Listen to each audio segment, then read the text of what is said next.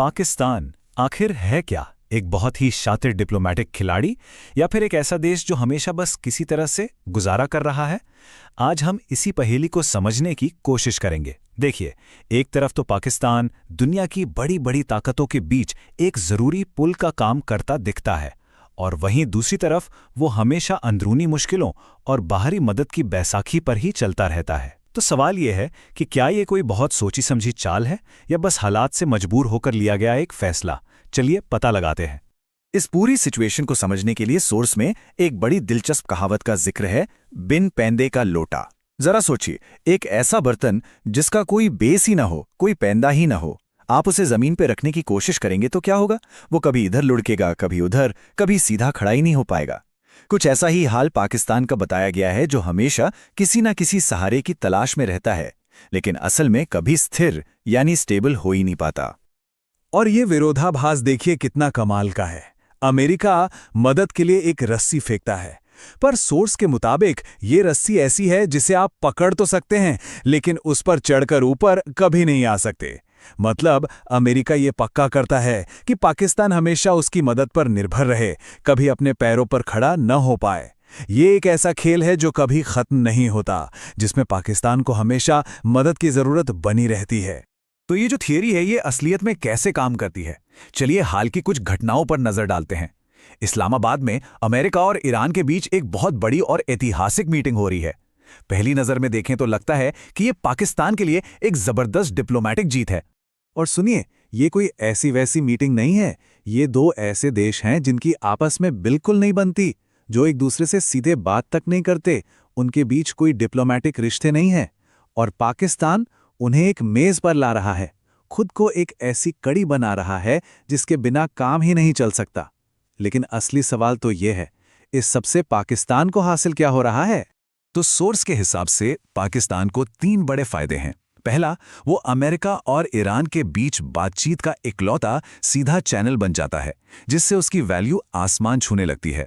दूसरा, वो अपने टॉप लीडर्स को इस काम में लगाकर दुनिया को दिखाता है कि देखो हम कितने काबिल हैं। और तीसरा, जो शायद सबसे बड़ा फायदा है, वो अमेरिका को गल्फ रीजन की खुफिया जानकारी तक पहुंच देता है, जिससे अमेरिका की तरफ से मदद और सपोर्ट हमेशा बना रहता है। लेकिन एक मिनट, क्या ये कहानी हमें कुछ जानी पहचानी नहीं लग रही? क्या वाकई में ये कोई नई शुरुआत है, या फिर इतिहास बस खुद को दोहरा रहा है? आइए जरा पीछे मुड़कर देखते हैं। जरा इतिहास पर नजर डालिए। 1970 के दशक में पाकिस्तान ने ही अमेरिका और चीन की दोस्ती करवाई थी। 2000 के दशक में उसने अफगानिस्तान में अमेरिका की खूब मदद की, और नतीजा, दोनों बार पाकिस्तान के हाथ कुछ नहीं आया। ना कोई लंबा चौड़ा आर्थिक फायदा, ना ही कोई स्ट्रेटेजिक बढ़त। तो अब सवाल ये उठता है कि भाई, इस बार ऐसा क्या अलग हो जाएगा? सोर्स इस हालत को समझाने के लिए एक और कहावत का इस्तेमाल करता है, और वो ये है, गधे को कितना भी नहला दो वो लौटकर धूल में ही लौटेगा। मतलब साफ है, पाकिस्तान की जो असली दिक्कतें हैं, जैसे उसकी खस्ता हाल इकोनॉमी, उसकी पॉलिटिकल अस्थिरता, वो इन डिप्लोमैटिक जीतों से ठीक नहीं होती। ये चमक दमक बस कुछ दिनों की है, जमीनी हकीकत तो वही की वही रहती है। और यही तो सबसे बड़ा कॉन्ट्राडिक्शन है। एक तरफ पाकिस्तान वर्ल्ड स्टेज पर बड़े बड़े खेल खेल रहा है, और दूसरी तरफ अपने ही घर में उसे अपनी इकोनॉमी बचाने के लिए IMF के आगे हाथ फैलाना पड़ रहा है, और देश में पॉलिटिकल स्टेबिलिटी का नामो निशान नहीं है। मतलब इन मध्यस्थताओं से देश के आम आदमी की थाली में रोटी तो नहीं आई। तो अब सवाल ये है कि जब पाकिस्तान इन सब खेलों में लगा हुआ है, तो उसके पड़ोसी भारत पर इसका क्या असर पड़ रहा है? सोर्स इस पर एक बड़ा ही दिलचस्प नजरिया पेश करता है, जो दिखाता है कि दोनों देशों की प्राथमिकताओं में जमीन आसमान का फर्क है। यहां सोर्स एक बड़ी चौंकाने वाली तुलना करता है। जब ईरान में शिया समुदाय को मदद की जरूरत पड़ी, तो कश्मीर में लोगों ने दिल खोलकर मदद की। महिलाओं ने अपने गहने तक दान कर दिए, बच्चों ने अपनी गुल्लकें तोड़ दी, और करोड़ों रुपए इकट्ठे हो गए। लेकिन जब पहलगाम में अपने ही घर में एक आतंकी हमला हुआ, तो वैसा जज्बा, वैसा बड़े पैमाने पर लोगों का रिएक्शन देखने को नहीं मिला। और सोर्स यहां एक बहुत ही चुभता हुआ सवाल पूछता है कि आखिर ऐसा क्यों है? एक अंतर्राष्ट्रीय मसले पर इतनी हमदर्दी, लेकिन एक घरेलू त्रासदी पर वैसी प्रतिक्रिया क्यों नहीं? ये एक ऐसा सवाल है जो हमें सोचने पर मजबूर करता है कि आखिर प्राथमिकताएं क्या हैं, पहचान क्या है। और इन्हीं सब बातों को देखते हुए सोर्स का तर्क है कि भारत के लिए एक सुनहरा मौका, एक विंडो ऑफ अपॉर्चुनिटी खुल गई है। एक ऐसा मौका जो शायद बार बार दस्तक ना दे।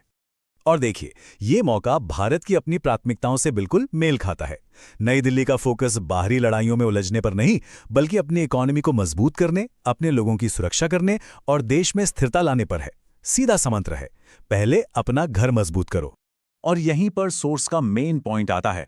जब पाकिस्तान का पूरा ध्यान ईरान अमेरिका की डीलिंग और अफगानिस्तान की सीमा पर लगा हुआ है, तो भारत के लिए अपनी पश्चिमी सीमा पर जो दशकों पुरानी समस्या है, उस पर एक डिसाइसिव एक्शन, एक निर्णायक कदम उठाने का ये गोल्डन चांस है।